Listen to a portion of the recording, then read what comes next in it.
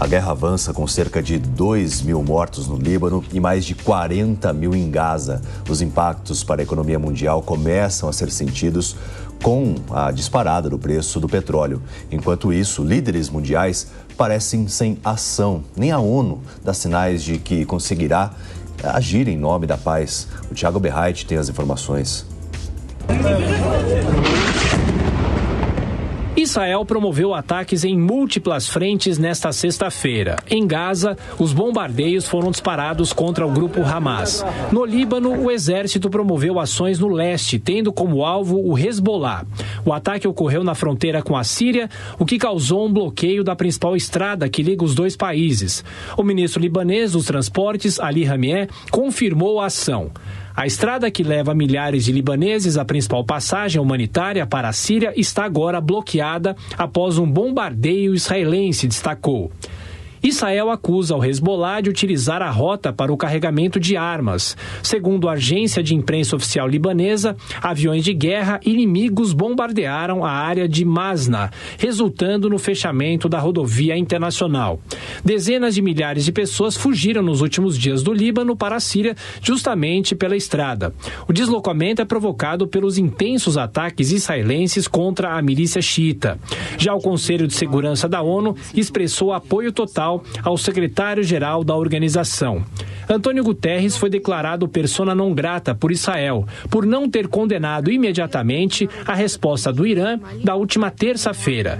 5 integrantes permanentes do Conselho e os 10 não permanentes destacaram a necessidade de todos os estados ligados à ONU terem uma relação produtiva e funcional com o secretário-geral. A resposta mais dura a Israel, porém, partiu do Irã. O líder supremo do país defendeu o ataque com mísseis ao território. O Ayatollah Ali Khamenei proferiu um sermão de oração em comum nesta sexta-feira em Teherã, dias antes do primeiro aniversário da guerra em Gaza. Ele prometeu que os aliados vão continuar lutando, apesar dos assassinatos dos líderes do Hamas e do Hezbollah, e garantiu que Israel não tem muito tempo. Por outro lado, Joe Biden afirmou que Israel deveria buscar alternativas que não incluam o ataque às instalações petrolíferas do Irã. O presidente americano ressaltou que está tentando reunir outros líderes para um acordo de paz.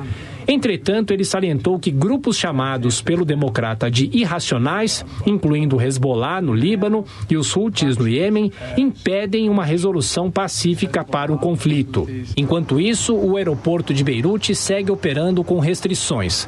Na quinta-feira foram registradas explosões perto do terminal.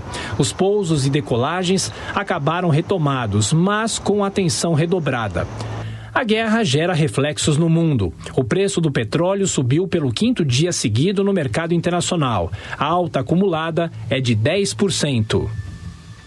8h27, Repita. 8 horas e 27 minutos. E nós seguimos falando sobre essa escalada do conflito no Oriente Médio. E agora com o Vladimir Feijó, que é doutor em Direito Internacional pela PUC Minas, a quem agradeço a participação aqui neste sábado, professor. Bem-vindo, bom dia. Bom dia, Lívia. Muito obrigado pelo convite.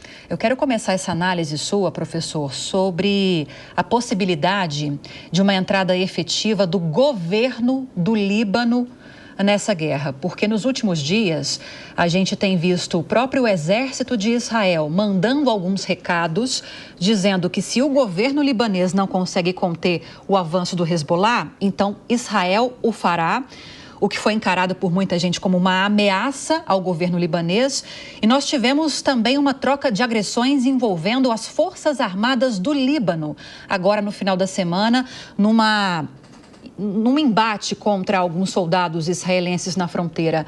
Há essa possibilidade, professor, ou não há que se falar sobre isso? Lívia, é bem possível. A participação do Hezbollah no governo do Líbano é um fato.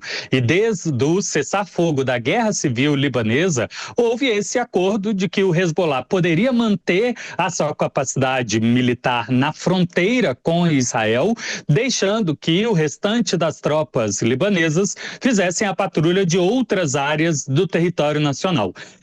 Israel talvez esteja trabalhando para retomar a Guerra Civil no Líbano e colocar os diferentes segmentos exércitos libaneses um contra os outros, mas é possível que tenha, através desses bombardeios pesados, usando a doutrina da RIA de atacar alvos civis para fazer com que a pressão da população civil mude a posição do governo, surta o efeito oposto. É possível que o Líbano esteja, pelo contrário, sofrendo uma aglutinação em vez de segregar, em vez de separar os diferentes grupos, e poderia o exército libanês entrar junto do Hezbollah para garantir que Israel não faria uma zona tampão no sul do país. Eu tendo a acreditar que essa segunda possibilidade é pequena, até porque a capacidade do exército do Líbano é menor do que do Hezbollah, e a população libanesa não tem pretensão geral de uma guerra, e, portanto, o governo não estaria com apoio populacional para declarar uma guerra a Israel. Preferiria usar da pressão diplomática para ver se sai um cessar-fogo. Bom, claro que a gente segue, né, com essa preocupação de uma escalada realmente, e a interferência de outros países para a resolução do conflito do Oriente Médio, porque a gente vê reuniões sendo realizadas, por exemplo, entre os membros da ONU, mas nada efetivo é feito, né, professor?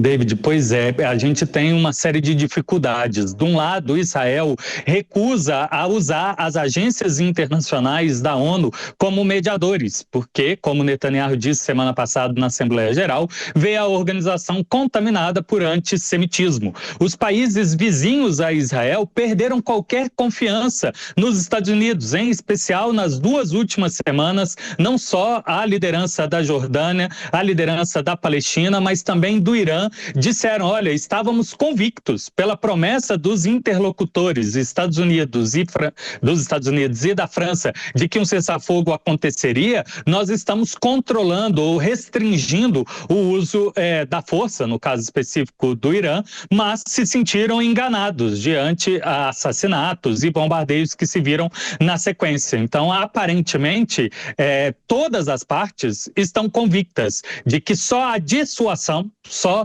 a demonstração de força vai fazer o outro lado abandonar pelo perigo de existência, né? O perigo de continuar existindo. Isso é muito triste, porque a consequência disso é mais e mais bombas, mais e mais riscos de uma guerra generalizada diante cada um se sentir no direito de responder ao ataque do outro. Isso não teria fim nenhum até que um seria derrotado de completo. Bom dia, professor. Eu queria trazer a conversa para o âmbito dos impactos políticos dentro de Israel, porque a gente sabe que desde os ataques que vão completar um ano do Hamas, houve muito questionamento na sociedade israelense a respeito da falha de segurança do governo Netanyahu. E, depois disso, ele tenta utilizar essa situação também como um modo de ampliar o seu apoio político. Na sua visão, qual vai ser o impacto e qual é o tamanho da importância da peça do conflito com o Líbano, para além do conflito com o Hamas na faixa de Gaza, no destino político de Benjamin Netanyahu? Pelas pesquisas de opinião, ele parece que leu bem a população israelense, que gostaria de ter alguma mínima sensação de vitória diante a incapacidade de eliminação do Hamas e tranquilizar de um risco de novos ataques vindos de Gaza. Ele se lançou a essa nova meta de tentar reestabelecer a possibilidade dos deslocados internos, por decisão interna do próprio governo de Israel, na fronteira com o Líbano, de devolvê-los para as suas casas. E para que isso aconteça, seria necessário, claro, a criação dessa zona tampão dentro do Líbano, evitando, portanto, ataques do Hezbollah a essas cidades, a essas vilas, permitindo que aqueles que estão no centro de Israel voltem ao seu território. E, de um outro lado, daqueles que são os colonos, ele caiu, né, nas graças deles. E para quem acompanha na internet o canal 14 de Israel, viu que eles já estão fervorosos, inclusive fazendo campanhas para rebatizar as cidades do Líbano, planejando para, depois dessa zona tampão, futuros assentamentos israelenses e, quem sabe, a construção da grande Israel a partir da expansão do território. Lembrando que até hoje Israel se recusa a delimitar a sua fronteira, primeiro porque se considera em guerra com os vizinhos e segundo porque parte do projeto sionista é exatamente esse em aberto, né? Concordamos com a partição da ONU, porém, por promessa divina, o território seria maior ainda. E diante essa situação de Netanyahu está agradando aqueles que estão deslocados internos e a ala mais radical que deseja a expansão do território de Israel, a popularidade dele está altíssima. Se tivesse eleição agora, ele seria reeleito com facilidade e o partido dele, Likud, inclusive, precisaria de menos apoio de outros partidos para sustentar no governo. As questões jurídicas, né, as questões de acusação de corrupção ou de inépcia de prevenir o ataque do ano passado em outubro, essas por enquanto fica em aberto. Tudo vai depender do resultado dos conflitos atuais. Se haverá, digamos, uma anistia pelos crimes em virtude de uma boa vitória ou se haverá uma punição rigorosa, até porque, diante uma derrota, haveria ainda mais motivo para vê-lo punido. Professor, há um fator aí sobre o qual nós temos falado mais nos últimos dias, que é o Irã. O Irã talvez seja a potência militar ali no Oriente Médio que consiga, pelo menos minimamente, fazer frente a Israel. E nós sabemos que o Irã, ele é mantido indiretamente pela Rússia e pela China. E a Rússia já tem o seu problema ali com a Ucrânia e a China, por uma questão estratégica, acaba não colocando a mão, acaba não aparecendo. Levando em consideração todos esses elementos, há a possibilidade dessa guerra escalar em relação ao Irã, ou Irã e Israel manterão esses ataques pontuais por respeito um ao outro? A diferença dessa semana é que o Irã considera que ele não terminou eventuais ataques, diferente do que fez em abril. Dessa vez disse, se formos atacados, o que Israel consideraria um contra-ataque, a gente vai atingir pesadamente Israel.